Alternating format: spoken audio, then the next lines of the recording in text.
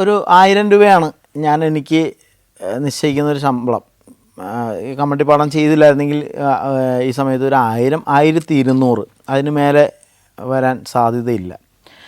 പക്ഷേ കമ്മട്ടിപ്പാടം വന്നു കഴിഞ്ഞ് എന്നെ കോളേജുകളിൽ പരിപാടിക്ക് വിളിക്കുന്നു. അപ്പോൾ ഈ കോളേജുകളിലൊക്കെ പോയാൽ പൈസ കിട്ടും എന്നുള്ള കാര്യത്തിനെക്കുറിച്ചൊന്നും അറിവില്ല.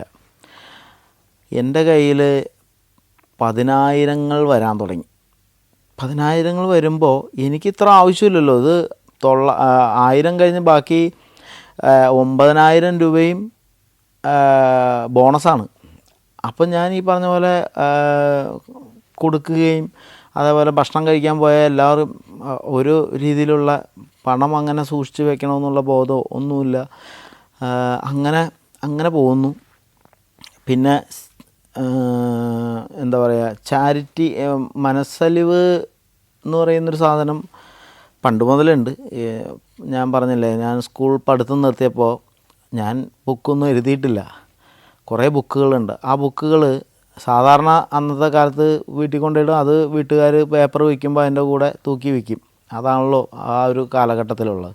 പക്ഷേ ഞാൻ പഠിത്തം നിർത്തുകയാണെന്ന് തീരുമാനിച്ച് എൻ്റെ കൂടെ പഠിച്ചവർക്ക് ബുക്ക് വീതിച്ച് കൊടുത്ത് വന്ന ഒരാളാണ്.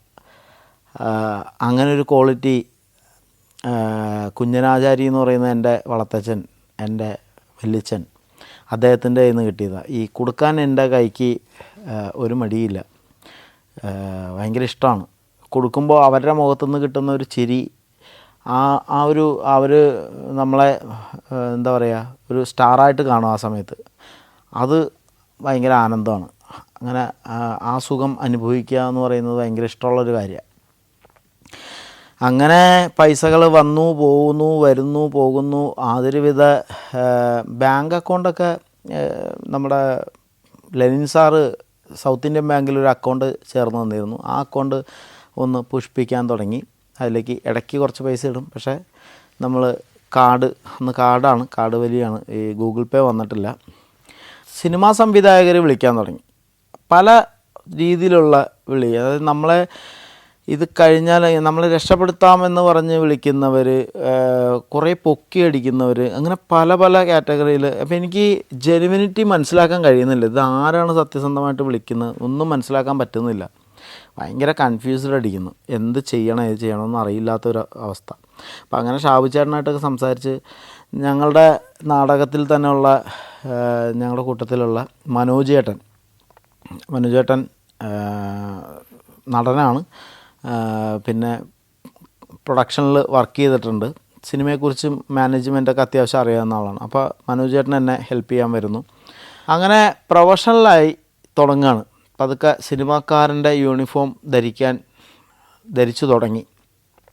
കോളുകളൊക്കെ അറ്റൻഡ് ചെയ്യാൻ പഠിച്ചു തുടങ്ങി. രാജീവേട്ടൻ്റെ ഗസ്റ്റ് ഹൗസ് വിട്ടിട്ടില്ല. അതിൻ്റെ മുകളിൽ ഒരു മുറി എനിക്ക് തന്നു. ആ മുറിയിലാണ് ഞാൻ നിൽക്കുന്നത്. പ്രവീൺ ചേട്ടനാണ് എൻ്റെ മാനേജർ, പ്രവീൺ ബി മേനോൻ. അപ്പോൾ അതിന് കുറച്ച് പൈസ പ്രവീൺ ചേട്ടന് കൊടുക്കാം, എനിക്ക് കിട്ടുന്നതിൽ നിന്ന് എന്തെങ്കിലും തരാമെന്നൊക്കെ പറഞ്ഞു. അത് കുഴപ്പമില്ല, നീ നിന്നോ, പൈസയൊക്കെ നമുക്ക് പറയാമെന്ന് പറഞ്ഞു. അങ്ങനെ മനോജ് ചേട്ടൻ സഹായിക്കാനായിട്ട് വന്നിട്ടുണ്ട്. എന്തെങ്കിലും കോളുകൾ വരുമ്പോൾ, ഈ പറഞ്ഞ സിനിമയോ അല്ലെങ്കിൽ പരിപാടികളൊക്കെ വരുമ്പോൾ അറ്റൻഡ് ചെയ്യാനായിട്ട് അദ്ദേഹമുണ്ട്. അങ്ങനെ അനീഷ് അൻവർ സംവിധാനം ചെയ്യുന്ന ബഷീറിൻ്റെ പ്രേമലേഖനം, അതാണ് എൻ്റെ രണ്ടാമത്തെ ഷൂട്ട് ചെയ്യുന്ന സിനിമ. ഇറങ്ങിയപ്പോൾ അത് മാറിയിട്ടുണ്ടെന്ന് തോന്നുന്നു. എന്തായാലും രണ്ടാമത് ലൊക്കേഷനിലേക്ക് പോകുന്നത് ആ സിനിമയ്ക്കാണ്. അപ്പോൾ അതിൽ ഒരു നായകൻ നമ്മുടെ ഫഹദ് ഭായിയുടെ അനിയനാണ് ഫർഹാൻ. പിന്നെ നായിക സന അൽത്താഫ്. പിന്നെ ഒരുപാട് നടീനടന്മാരുണ്ട്. ഹരീഷ് കണാരൻ, പിന്നെ ഒരുപാട് എന്താ പറയുക, നമ്മുടെ ജോയ് മാത്യു, അങ്ങനെ ഒരുപാട് പേരുണ്ട്. അതിൽ ഞാൻ സെക്കൻഡ് ഹീറോ ആണ്. എൻ്റെ നായികയായിട്ട് രഞ്ജിനി ജോസാണ്. അപ്പോൾ ലൊക്കേഷനിലേക്ക് പോവുകയാണ്. അത് നമ്മുടെ എന്താ പറയുക, നമ്മുടെ ഒരു മലയാള സിനിമയുടെ പ്രധാന സ്റ്റുഡിയോ ആണല്ലോ പാലക്കാട് ഒറ്റപ്പാലം വരിക്കാശ്ശേരി മന. അപ്പോൾ ആ മനയിലേക്ക് ആദ്യമായിട്ട് കയറി ചെല്ലുകയാണ്. ഷിബു ചേട്ടനാണ് അതിൻ്റെ കൺട്രോളർ, ഷിബു കുറ്റിമൂട്. നമ്മൾ കമ്മട്ടിപ്പാടം ചെയ്ത ഒരു റെഫറൻസ് പരിപാടികളൊക്കെയാണല്ലോ. പിന്നെ എനിക്ക് ഈ റെഫറൻസ് അല്ലെങ്കിൽ സബ് ടെസ്റ്റ് അങ്ങനത്തെ പരിപാടികൾക്കുള്ള സമയം കിട്ടുന്നില്ല, അതിന് പറ്റിയ ക്യാരക്ടേഴ്സ് വരുന്നില്ല. നമ്മൾ ഡയറക്ടേഴ്സിനോട് ചോദിക്കുമ്പോൾ അവർ അത് കുഴപ്പമില്ല, അത് നമുക്ക് അവിടെ വരുമ്പോൾ ചെയ്താൽ മതി. ഞാനിങ്ങനെ ചോദിക്കും, ഇത് നമുക്ക് എന്തെങ്കിലും ഞാൻ വായിക്കേണ്ടതോ കാണേണ്ടതോ പഠിക്കേണ്ടതോ അല്ലെങ്കിൽ ഞാൻ അതായി മാറേണ്ട എന്തെങ്കിലുമൊക്കെ ഉണ്ടോ? അല്ല, അങ്ങനെയൊന്നും വേണ്ട, നിങ്ങൾ വന്നാൽ മതി, വന്നിട്ട് നമ്മൾ പറയുന്ന കാര്യങ്ങൾ അപ്പോൾ ചെയ്താൽ മതി എന്നുള്ള ഇതായി. അപ്പോൾ നമ്മുടെ ആദ്യത്തെ ഒരു ടീച്ചിങ് പരിപാടിയാണ്, അല്ലെങ്കിൽ നമ്മൾ സെറ്റ് ചെയ്ത് വെച്ചൊരു ഒരു ടൈം ടേബിൾ ഉണ്ടല്ലോ, അല്ലെങ്കിൽ ഒരു പാറ്റേൺ ഉണ്ടല്ലോ, അതൊക്കെ മാറി തുടങ്ങി. പോകുന്നു, ഇന്ന സീനാണ് എടുക്കുന്നു എന്ന് പറയുന്നു, നമ്മളത് ചെയ്യുന്നു. ആ ചെയ്യുന്നത് എന്തെങ്കിലും മിസ്റ്റേക്ക് ഉണ്ടെങ്കിൽ ഒരു ടേക്കും കൂടി പോകുന്നു.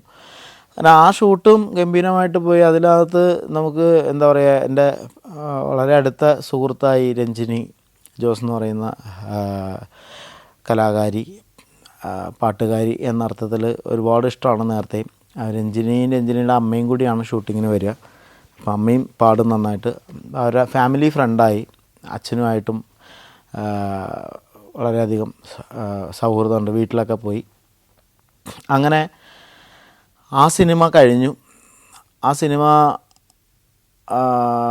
വിജയമായിരിക്കുമെന്നാണ് അത് ഷൂട്ട് ചെയ്യുന്ന സമയത്തൊക്കെ. കാരണം നല്ല കോമഡിയും ഒരുപാട് ആർട്ടിസ്റ്റും അറിയപ്പെടുന്നൊരു സംവിധായകനും നല്ല ബാനറും ഒക്കെയാണ്. അപ്പോൾ അതെന്തായാലും ഹിറ്റായിരിക്കും, രണ്ടാമത്തെ പടവും ഹിറ്റായിരിക്കും എന്നുള്ളൊരു ധാരണയിലിരുന്നു. പക്ഷേ അത് അത്രത്തോളം ഹിറ്റായില്ല. അല്ലെങ്കിൽ കമ്മട്ടിപ്പാടം തന്ന ഒരു വൈബ് അതിന് കിട്ടിയില്ല എന്തോ. അത് കഴിഞ്ഞ് ഇതിനിടയ്ക്ക് കുറേ എൻക്വയറികൾ വരുന്നുണ്ട്, സംസാരങ്ങൾ നടക്കുന്നുണ്ട്. ഇതിൽ പല ആളുകളും ഈ വന്നിട്ട് പല രീതിയിലുള്ള അപ്രോച്ചുകളുണ്ട്. സ്നേഹത്തോടെയും അതേപോലെ സെൻറ്റിമെൻറ്റ്സ് പറഞ്ഞുകൊണ്ടും ഇതൊരു നന്മയുടെ സിനിമയാണ്, നന്മ മെസ്സേജ് കൊടുക്കുന്നതാണ് എന്നൊക്കെ പറഞ്ഞ് അങ്ങനെ വരുന്നവരുണ്ട്. നമ്മൾ പ്രൊഫഷണൽ ആയിട്ടില്ല, അപ്പോൾ ഇപ്പോൾ പിടിച്ചാൽ കിട്ടും എന്നുള്ള രീതിയിൽ വരുന്നവരുണ്ട്. പിന്നെ ലോഹി സാറിൻ്റെ ഓരോരുത്തരുടെ എന്താ പറയുക, മറ്റേ സത്യനന്ദിക്കാടിൻ്റെ അസോസിയേറ്റ് ആയിരുന്നു, അല്ലെങ്കിൽ ഇന്ന ആളുടെ അസോസിയേറ്റ് ആയിരുന്നു എന്നൊക്കെ പറഞ്ഞ്. പക്ഷേ നമുക്ക് ഇവരെയൊന്നും വിളിച്ച് ചോദിക്കാൻ പറ്റില്ലല്ലോ, സാറിൻ്റെ അസോസിയേറ്റ് ആണോ ഇന്ന ആൾ, ആ കണക്ഷനൊന്നും ആയിട്ടില്ല പറഞ്ഞാൽ. അപ്പോൾ നമുക്ക് ഭയങ്കര ബഹുമാനമാണ്, അയ്യോ ആണോ ഇന്ന ആളുടെ കൂടെ ഒന്നാണോ എന്ന് പറഞ്ഞിട്ട് നമ്മളങ്ങോട്ട് കേൾക്കാൻ തയ്യാറാവുക. വരുന്ന എല്ലാവരുടെയും കഥകൾ കേൾക്കുന്നുണ്ട്. ബഷീറിൻ്റെ പ്രേമലേഖനം ഇറങ്ങി, നമുക്ക് പ്രതീക്ഷിച്ച റിസൾട്ട് കിട്ടിയില്ല. പക്ഷേ അതിലൊരു സംഭവമുണ്ട്. ഈ ജോയ് സാറ് വിഷു ആണോ ഓണമാണെന്ന് തോന്നുന്നു, ഏതൊരു ഫങ്ഷനാണ്. അപ്പോൾ ജോയ് സാറിന് എനിക്ക് ഭയങ്കര ഇഷ്ടമാണ്. അമ്മ അറിയാൻ ആ കഥയൊക്കെ നമ്മുടെ കാറ്റഗറിയിൽപ്പെട്ട ആളാണല്ലോ. ജോൺ അബ്രഹാം നമ്മളുടെ ഒരു ദൈവമാണല്ലോ. ഉണ്ണിച്ചേട്ടൻ പറഞ്ഞു തന്നിട്ടുള്ള കഥകളിലുള്ളതാണ് ഈ ജോയ് സാറൊക്കെ, ജോയ് മാത്യു. അപ്പോൾ അദ്ദേഹത്തിന് ഞാൻ ഒരു കസവ് മുണ്ടും ഒരു 101 രൂപയും കൊണ്ട് അദ്ദേഹത്തിൻ്റെ മുറിയിൽ പോയിട്ട് അദ്ദേഹത്തിന് ദക്ഷിണ വെച്ചു. അദ്ദേഹം ചിരിച്ചുകൊണ്ട് അത് വാങ്ങിച്ചു. അവർക്ക് ഈ പറഞ്ഞ ആചാരങ്ങളും വിശ്വാസങ്ങളും അല്ലെങ്കിൽ വേറെ ലോകത്ത് ജീവിക്കുന്ന അറിവിൻ്റെ അല്ലെങ്കിൽ വായനയുടെയും നേർക്കാഴ്ചയുടെയൊക്കെ എന്താ പറയുക, ആ ഒരു ബോധത്തിൽ ജീവിക്കുന്നവർക്കാണ് ഞാൻ ഈ കാലിൽ വീഴലും മുണ്ട് ദക്ഷിണ വയ്ക്കലും ഒക്കെ ആയിട്ട് പോയേക്കണേ. അദ്ദേഹം എൻ്റെ നെറുകയിൽ കൈ വെച്ചിട്ട് പറഞ്ഞു, നീ ഗംഭീര നടനാവും, നിനക്ക് ഈ തവണത്തെ അവാർഡ് കിട്ടും എന്ന് പറഞ്ഞു. വെറുതെ പറഞ്ഞ ആൾ സന്തോഷിച്ച് ഇരിക്കുകയായിരുന്നു റൂമിൽ. അപ്പോൾ ഇത് കൊടുത്തപ്പോൾ പുള്ളിക്ക് എന്നെ ഒന്ന് സന്തോഷിപ്പിക്കാൻ വേണ്ടി പറഞ്ഞതാണ്. അത് കഴിഞ്ഞു. പിന്നെ അപ്പോൾ അതിനിടയ്ക്ക് ചർച്ചകൾ നടക്കുന്നുണ്ട്. ഈ കമ്മട്ടിപ്പാടത്തിൻ്റെ ഫേസ്ബുക്കിൽ ചർച്ച, വോട്ടിങ്, അങ്ങനത്തെ കാര്യങ്ങളും ഈ പ്രേക്ഷകർ തിരഞ്ഞെടുക്കുന്ന അവാർഡ്. അതിൽ ബെസ്റ്റ് ആക്ടർ, അതിൻ്റെ കമ്മിറ്റിയിൽ ഒരുപാട് സിനിമാക്കാരുണ്ട്, മിഥുൻ മാനുവലും അവരൊക്കെ ഉണ്ട്. സിനിമ പാരഡൈസോ ക്ലബ്ബാണെന്ന് തോന്നുന്നു, എനിക്ക് കൃത്യം ഓർമ്മയില്ല, തെറ്റിയിട്ടുണ്ടെങ്കിൽ ക്ഷമിക്കണം. അപ്പോൾ അവരാണ് ഫസ്റ്റ് അനൗൺസ് ചെയ്യുന്നത്. ബെസ്റ്റ് ആക്ടർ വിനായകൻ, ബെസ്റ്റ് നല്ല നടി നമ്മുടെ രജീഷ വിജയൻ, മികച്ച രണ്ടാമത്തെ നടൻ ക്യാരക്ടർ ആർട്ടിസ്റ്റ് മണികണ്ഠൻ ആചാരി. ഭയങ്കര സന്തോഷം തോന്നി. എന്താ പറയുക, അത് ജനങ്ങൾ തിരഞ്ഞെടുത്ത ഒരു അവാർഡ് എന്നുള്ള നിലയിൽ അത് വാങ്ങിക്കാൻ പോയപ്പോഴാണ് ഈ വിനായകൻ ചേട്ടൻ ഇങ്ങനെ കാണിച്ച് ഭയങ്കര ഫേമസ് ആയല്ലോ. അവാർഡ് വാങ്ങിച്ച ആ അവാർഡ് തന്നത് ജയസൂര്യയാണ്, നടൻ ജയസൂര്യ. നടൻ ജയസൂര്യയുമായിട്ട് എനിക്കുള്ള ഒരു ബന്ധം, എന്താ പറയുക, രക്തബന്ധം ഒന്നുമില്ല, പക്ഷേ നാട്ടുകാരനാണ്. അദ്ദേഹത്തിനൊരു കൈൻറ്റി ഹോണ്ട ഉണ്ടായിരുന്നു. അദ്ദേഹം സംസ്കൃത കോളേജിലാണ് പഠിച്ചത്. പക്ഷേ ആർട്സ് കോളേജിൽ, തൃപ്പൂണിത്തുറ ആർട്സ് കോളേജിൽ വരുമ്പോൾ ഞാൻ ആർലി സ്കൂളിൽ പഠിക്കുന്നുണ്ട്. അദ്ദേഹം മിമിക്രികളൊക്കെ കാണിക്കുന്നു. പിന്നെ ഭയങ്കര സുന്ദരനായിരുന്നു ചെറുപ്പത്തിൽ. എന്താ പറയുക, ഒരു കാമുകനായിരുന്നു. ആരും കണ്ടു കഴിഞ്ഞാൽ പ്രേമിക്കാൻ തോന്നുന്ന അത്രയും ഭംഗിയുള്ള ഒരു സുന്ദര കുട്ടപ്പനായിരുന്നു. ഇപ്പോഴത്തെ പോലെ തന്നെ ജയേട്ടൻ. ജയൻ ചേട്ടൻ്റെ ഒരു കൈൻറ്റി ഹോണ്ടയുണ്ട്. ആ കൈൻറ്റി ഹോണ്ടയുടെ പുറകിൽ ഞാൻ കുറേ നാൾ ട്രാവൽ ചെയ്തിട്ടുണ്ട്. മിമിക്രി പഠിക്കാനും അതിനും ഇതിനൊക്കെ ആയിട്ട് ഇങ്ങനെ വീട്ടിലൊക്കെ പോവും. വീട്ടിൽ നിന്ന് ഭക്ഷണമൊക്കെ തരും. പിന്നെ വെല്ലിമ്പതിൽ ഉത്സവത്തിന് ജയൻ ചേട്ടൻ്റെ കൂടെയാണ് കറങ്ങുക. അങ്ങനെ അന്ന് മുതൽ ബന്ധമുള്ള ജയേട്ടൻ ശരിക്കും ഒരു പ്രചോദനം തന്നെയാണ്. കാരണം നമുക്ക് നേരിട്ട് അറിയാവുന്ന ആളുകൾ സിനിമയിൽ കയറുമ്പോഴാണല്ലോ നമുക്കും പറ്റും എന്ന് നമുക്ക് തോന്നുക. അതിന് കാരണമായിട്ടുള്ള 2-3 പേരുണ്ട്. ഒന്ന് KTSC പടന്നേലാശാൻ ഈ കണ്ണംകുളങ്ങര ജംഗ്ഷനിലൊരു മുറുക്കാങ്കടയുണ്ട്. അപ്പോൾ നമ്മുടെ പ്രധാനപ്പെട്ട ജംഗ്ഷനാണത്. അപ്പോൾ അവിടെ പോകുമ്പോൾ ആശാനെ കാണും. ആശാനുമായിട്ട് നാടകക്കാരൻ എന്നുള്ള നിലയ്ക്ക് ആശാൻ വർത്താനമൊക്കെ പറയും. ആശാൻ ഇടയ്ക്ക് ചീത്ത പറയും. ചുമ്മാ അങ്ങനെ നാടകം എന്ന് പറഞ്ഞ് നടക്കാണ്ട് വല്ല പണിക്കും പോടാ എന്ന് പറയും. കാരണം ആശാൻ ചെറുപ്പം മുതൽ ഇറങ്ങിയിട്ട് ആശാൻ ആദ്യത്തെ കൺമണി എന്ന് പറയുന്ന സിനിമയിലാണ് അരങ്ങേറ്റം കുറിച്ചത്, എൻ്റെ ഓർമ്മ ശരിയാണെങ്കിൽ. അപ്പോൾ അത് ഏകദേശം 50 വയസ്സ് താണ്ടി എന്ന് തോന്നുന്നു. അതുവരെ ഈ പ്രൊഫഷണൽ നാടകവും ഈ പെട്ടിക്കടയും. പക്ഷേ വലിയ ഹിറ്റ് കിട്ടി, ആശാൻ വാഴ്ത്തപ്പെട്ടിട്ടും ആ പെട്ടിക്കട വിട്ടില്ല എന്ന് പറയുന്നൊരു മാതൃക എൻ്റെ മുമ്പിലുണ്ട്. ആ KTS പടന്നയിൽ സുപ്രൻ ചേട്ടൻ എന്നാണ് കണ്ണംകുളങ്ങരെ വിളിക്കുക.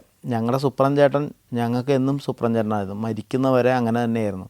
ഒരിക്കലും ഒരു സിനിമാക്കാരൻ്റെ പവർ, ഗമ ഒന്നും കാണിച്ചിട്ടില്ല. അത് ഞാൻ സിനിമയിൽ കയറി ഞാൻ ഹിറ്റടിച്ച് എന്നെ അവിടെ ആദരിക്കുമ്പോഴും ഇതൊക്കെ ചെയ്യുമ്പോഴും അദ്ദേഹം എന്നോട് കുഞ്ഞിലെ കണ്ടിരുന്നത് എങ്ങനെയാണോ അങ്ങനെ തന്നെയാണ്. അല്ലാതെ വേറെ ഒരു പ്രത്യേക സ്നേഹമൊന്നും അദ്ദേഹം കാണിച്ചിട്ടില്ല. പിന്നെ കാര്യങ്ങളൊക്കെ പറഞ്ഞു തരും, അങ്ങനെ ചെയ്യണം, ഇങ്ങനെ നോക്കണം എന്നൊക്കെ പറയും. Vietnam, France, Belgium, Netherlands, Mexico, Greece. Sancharam volume number 18. Full HD-യിലുള്ള ഈ അപൂർവ ദൃശ്യയാത്രാ വിവരണ ശേഖരം സ്വന്തമാക്കാൻ സഞ്ചാരം എന്ന് SMS ചെയ്യൂ. ഫോൺ 9995 444 222. പിന്നെ MS തൃപ്പൂണിത്തുറ, MS സ്വാമിയുടെ വീടിൻ്റെ പുറകിൽ, അത് പൂണിത്തുറ കൊട്ടാരത്തിൽ ഞാൻ വാടകയ്ക്ക് താമസിച്ചിരുന്നു.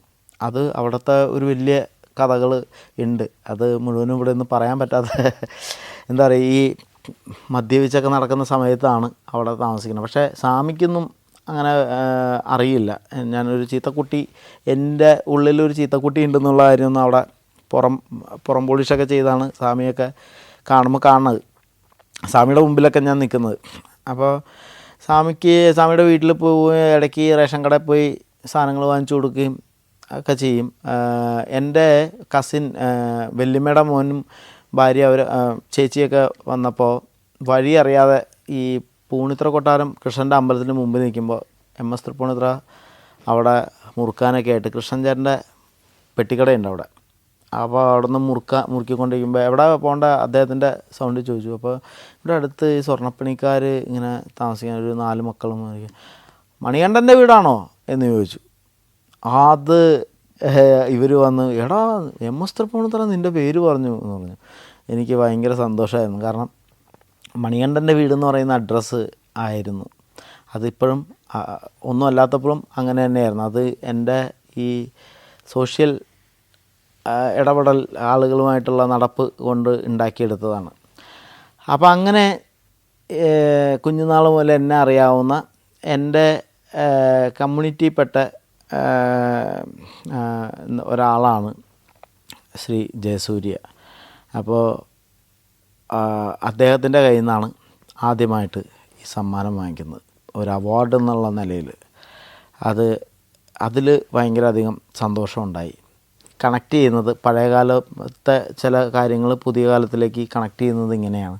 സീമ ഓഡിറ്റോറിയം വന്ന പോലെ, സെൻട്രൽ തിയേറ്റർ വന്ന പോലെ ജയസൂര്യ എന്ന് പറയുന്ന നടൻ്റെ കയ്യിൽ നിന്ന് അവാർഡ് വാങ്ങിച്ചു. അപ്പോൾ ഇതിൻ്റെ ഇടയിൽ വേറെ സംഭവങ്ങളെന്ന് പറഞ്ഞു കഴിഞ്ഞാൽ ഈ ഉദ്ഘാടനങ്ങൾക്ക് പോകുന്നുണ്ട്, അതേപോലെ ഇൻ്റർവ്യൂസ്. അപ്പോൾ വിനായകൻ ചേട്ടൻ തന്ന ഒരു ഉപദേശമുണ്ട്, മാക്സിമം കിട്ടുന്ന ഇൻ്റർവ്യൂസൊക്കെ അറ്റൻഡ് ചെയ്യണം. നീ ആരാണ് എന്നുള്ളത് അറിയിക്കുക, ജനങ്ങളുമായിട്ട് ബന്ധം ഉണ്ടാവുക എന്ന് പറയുന്നത് ഇപ്പം നിങ്ങളെയൊക്കെ സംബന്ധിച്ച് വലിയ ഭാഗ്യമാണ് ഇങ്ങനെ കിട്ടുന്നത്. ഇപ്പം ഞാനൊക്കെ വരുന്ന സമയത്ത് ഒരാൾ പോലും വിളിച്ചിട്ടുമില്ല, അല്ലെങ്കിൽ പറഞ്ഞ പോലെ അതിനുള്ള അവസരങ്ങളൊന്നും കിട്ടിയിട്ടില്ല. അപ്പോൾ ഇൻ്റർവ്യൂസൊന്നും കളയരുത് എന്നുള്ളൊരു ഉപദേശം വിനായകൻ ചേട്ടൻ്റെ ഉപദേശം ഉണ്ടായിരുന്നു. ഇതിനിടയിൽ സ്റ്റേറ്റ് അവാർഡിൻ്റെ ചർച്ചകൾ ഫേസ്ബുക്കിലും നാട്ടിലും ഒക്കെ നടക്കുന്നുണ്ട്. അപ്പോൾ അത് ആളുകൾ പറയുന്ന പേരിൽ എൻ്റെ പേരുമുണ്ട്. എൻ്റെ മനസ്സും ഇങ്ങനെ കൊതിക്കാൻ തുടങ്ങുന്നുണ്ട്. കൊതിക്കാന്ന് വെച്ചാൽ നമ്മൾ ഓൾറെഡി നമ്മൾ വൻ ഹാപ്പിയാണ്. അവാർഡ് കിട്ടിയതിന് മേലെയാണ് സന്തോഷം. അതായത് ജനം സ്വീകരിച്ചു ഒരു സിനിമാ താരം എന്ന പേരിൽ. ഇനിയിപ്പോൾ എൻ്റെ അഡ്രസ്സ് സിനിമാ താരം, ഫിലിം ആക്ടർ മണികണ്ഠൻ, അതാണല്ലോ. നമ്മൾ ജീവിച്ചിരുന്നാലും മരണപ്പെട്ടാലും ഇനി അറിയപ്പെടാൻ പോകുന്ന അതാണല്ലോ. അപ്പോൾ അത് തന്നെയായിരുന്നല്ലോ വേണ്ടത്. അപ്പോൾ ഹാപ്പിയായി. പിന്നെ പൈസ വരുന്നുണ്ട്, പൈസ അത്യാവശ്യം ക്യാഷൊക്കെ വരുന്നു. ഇനി അവാർഡ് കിട്ടിയാൽ ഒരു ഇരട്ടി മധുരം, കിട്ടിയില്ലെങ്കിൽ എന്നുള്ളൊരു ചോയ്സ് ഇല്ല. കിട്ടിയില്ലെങ്കിലും വിഷമിക്കാനുള്ള അർഹതയൊന്നുമില്ല. കാരണം അതിനേക്കാൾ വലിയ വിചാരിച്ചതിൻ്റെ അപ്പുറത്തെ എൻട്രിയാണ് എനിക്ക് കിട്ടിയിട്ടുള്ളത്. അപ്പോൾ അങ്ങനെ എൻ്റെ പേര് ചർച്ച ചെയ്യപ്പെടുന്നുണ്ട്.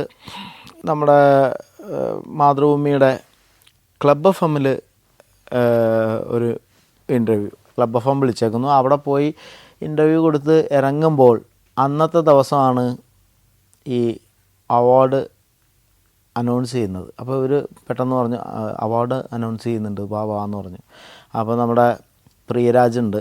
പ്രിയരാജ് ഞാൻ പറഞ്ഞല്ലോ ലോകധർമ്മിയിലെ ആ പ്രായത്തിൽ ആ സമയത്ത് എടുക്കുന്ന ഏത് നാടകത്തിലെയും ഹീറോ ആണ്. അതായത് അസൂയയോടെ കണ്ടിരുന്ന ചെറുപ്പകാലത്തൊക്കെ നമുക്ക് നായകനാവാൻ പറ്റുള്ളല്ലോ, നമ്മൾ ഈ കോറസാണല്ലോ. അപ്പോൾ കുഞ്ചൻ നമ്പ്യാരിൽ കുഞ്ചൻ നമ്പ്യാർ, പെരുന്തച്ചനിൽ പെരുന്തച്ചൻ, കർണഭാരത്തിൽ കർണൻ, അങ്ങനെ ഏത് നാടകം എടുത്താലും ടൈറ്റിൽ ആളാണ് ചെയ്യണം. അപ്പോൾ എന്താ പറയുക, ഇഷ്ടമുണ്ട്, ഭയങ്കര ഇഷ്ടമാണ്. ചേട്ടനാണ്, നമ്മളുടെ ഒരു ചേട്ടനായിട്ട് വരും. എന്നോടും ഭയങ്കര സ്നേഹമാണ്. പക്ഷെ നടൻ്റെ ഒരു കുശുമ്പുണ്ടല്ലോ, ഒരു അസൂയ, അത് പ്രിയരാജിനോടുണ്ടായിരുന്നു ചെറുപ്പകാലങ്ങളിൽ. അപ്പോൾ പ്രിയരാജിൻ്റെ ഒരു സാന്നിധ്യം, പ്രിയൻ ചേട്ടൻ്റെ ഒരു സാന്നിധ്യം അവിടെ ഉണ്ട്. ഈ അനൗൺസ് ചെയ്യാൻ പോവുകയാണ്. ഈ ക്ലബ് എഫ് എമ്മിലെ എല്ലാ ജീവനക്കാരും എല്ലാ ആർട്ടിസ്റ്റുകളും ഒരു ക്യാബിനിൽ നിൽക്കുന്നു. അന്നത്തെ സാംസ്കാരിക വകുപ്പ് മന്ത്രി സഖാവ് AK ബാലൻ, അദ്ദേഹം അനൗൺസ് ചെയ്യുന്നു മികച്ച നടൻ വിനായകൻ. ഭയങ്കര കയ്യടി, സന്തോഷം. രജീഷ വിജയൻ. അപ്പോൾ ഇതിന് മുമ്പ് ഒരു അവാർഡ് അനൗൺസ് ചെയ്തായിരുന്നില്ലേ, അതേ പാറ്റേണിലാണ് പറയണത്. ആ രണ്ടെണ്ണം സെയിം അവർ തന്ന അവാർഡ് തന്നെയാണ്. അപ്പോൾ അടുത്തത് എന്താണെന്നുള്ളത് ഇങ്ങനെ ടിക്ക് അടിച്ചുകൊണ്ടിരിക്കുക. മികച്ച സ്വഭാവ നടൻ മണികണ്ഠൻ R ആചാരി. ഓ കിളി പോയി. അവിടെ ഒരു കയ്യടി ബഹളവും. അവർ അപ്പം തന്നെ ഒരു ചെറിയ കേക്കൊക്കെ സംഘടിപ്പിച്ച് കൊണ്ടുവന്നു, കട്ട് ചെയ്തു. മറ്റേ ബർത്ത്ഡേക്ക് പൊട്ടിക്കുന്ന സാധനമൊക്കെ ഉണ്ടല്ലോ, അതൊക്കെ ഇട്ട് ക്ലബ് എഫ് എമ്മിനെ ഞാൻ സ്നേഹത്തോടെ സ്മരിക്കുന്നു. അതിലെ ആൾക്കാർ എൻ്റെ ഫാമിലി മെമ്പേഴ്സിനെ പോലെ ആ നിമിഷം ആഘോഷിക്കാൻ അവർ എടുത്തിട്ടുള്ളൊരു എഫേർട്ട്, അല്ലെങ്കിൽ അതിന് അവരുടെ വിലപ്പെട്ട സമയം അതിന് വേണ്ടിയിട്ട് അവർ നമുക്ക് മാറ്റി തന്നു. മധുരം, ഇരട്ടി മധുരം. നമ്മൾ ബോണസിൻ്റെ ബോണസുമായി. സ്റ്റേറ്റ് അവാർഡ് ആദ്യത്തെ സിനിമയിൽ, അത് സ്വഭാവ നടൻ. ആ കാറ്റഗറിയിൽ വാങ്ങിയിട്ടുള്ള ആളുകളെല്ലാം ഞാൻ ആരാധിച്ചിട്ടുള്ള മികച്ച നടന്മാർ വാങ്ങിച്ചിട്ടുള്ള അവാർഡ് എൻ്റെ കയ്യിൽ വരാൻ പോകുന്നു. പതുക്കെ പതുക്കെ എന്താ പറയുക, ആള് പക്ഷേ അഹംഭാവം എന്ന് പറയുന്നൊരു സാധനമോ അല്ലെങ്കിൽ ഈ തല മാറി എണ്ണ തേക്കലോ അങ്ങനത്തെ ഇത് വരുന്നില്ല. ഈ അത്ഭുത ലോകത്തായി പോകുന്നുണ്ട്. പക്ഷെ എന്നാലും ആരെയും വെല്ലുവിളിക്കലോ വൈരാഗ്യം തീർക്കലോ അങ്ങനെയൊന്നും തോന്നിയിട്ടില്ല. അങ്ങനെയൊന്നും ഞാൻ പ്രവർത്തിച്ചിട്ടില്ല എന്ന് തന്നെയാണ് എൻ്റെ ഉറച്ച വിശ്വാസം. ആരോടും അങ്ങനെ നീ അന്ന് തന്നെ കളിയാക്കിയതല്ലേ, ഇപ്പം എന്തായി കണ്ടില്ലേ എന്നുള്ളൊരു ഇതെല്ലാം ഞാൻ സമർപ്പിച്ചാണ് ഇന്ന് വരെ പോകുന്നത്. യൂണിവേഴ്സലിന് സമർപ്പിച്ച് പോകുന്നു. അപ്പോൾ വീട്ടിലറിഞ്ഞു, അമ്മയുടെ അടുത്ത് പറഞ്ഞു. സന്തോഷമുണ്ടെങ്കിലും ഈ പറഞ്ഞ ഈ മദ്യപാനം എന്ന് പറയുന്നൊരു സാധനം വിട്ടു പോയിട്ടില്ല. അത് കുടിച്ചു കഴിഞ്ഞാൽ ഉണ്ടാക്കുന്ന പ്രശ്നങ്ങൾ അല്ലെങ്കിൽ ഈ പറഞ്ഞ ഈ പിന്നെ വീട്ടിൽ ഈ പറഞ്ഞ വൈരാഗ്യം തീർക്കലൊക്കെ ഉണ്ട് ചേട്ടന്മാരോടും അമ്മയോടും. അത് അപ്പോഴും നടക്കുന്നുണ്ട്. അപ്പോൾ കാരണം അതുവരെ ഞാനും വിചാരിച്ചിരുന്നത് ഈ ജീവിതത്തിലെ പരാജയങ്ങൾ കൊണ്ടാണ് എനിക്ക് ഈ കള്ളു കുടിക്കുമ്പോൾ ഇങ്ങനെ വിഷയം വരുന്നതെന്നുള്ളത്. ഇത് മാറി മാറി മാറി ഞാൻ പതുക്കെ ഒരു രോഗിയായി മാറിയിട്ടുണ്ട് എന്നുള്ളത് പിന്നീടാണ് അറിയുന്നത്.